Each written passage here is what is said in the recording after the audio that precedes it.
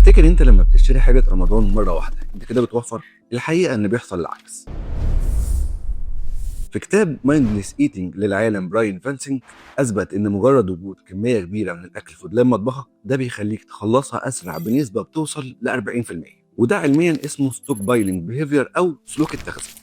هنا عينك لما بتشوف الوفرة بتميل ان انت تطبخ اكتر، وبالتالي الاكل اللي بيترمي اكتر، لان زي ما بنقول كده بالبلدي الخير كتير. الدراسات التسويقيه بتقول ان الفرق ما بين سعر القطعه وسعر الجمله في السلع الاستهلاكيه بيكون في رينج ما بين 3 و5%، في المقابل ان الهالك وزياده الاستهلاك عندك بيزيد لحد 20% بسبب التخزين. فانت هنا بتخسر 20% من ميزانيتك عشان توفر 5% بس. وعشان نحل الموضوع ده هنعمل 3 حاجات. اول حاجه، خليك عارف ان الاكل ما بيخلصش، اشتري احتياجك الحقيقي اللي انت عارفه بس. تاني حاجه، قاعده الاسبوع، دايما لما هتشتري الحاجه اسبوع باسبوع هتلاقيها اوفر من ان انت تشتريها كلها مره واحده.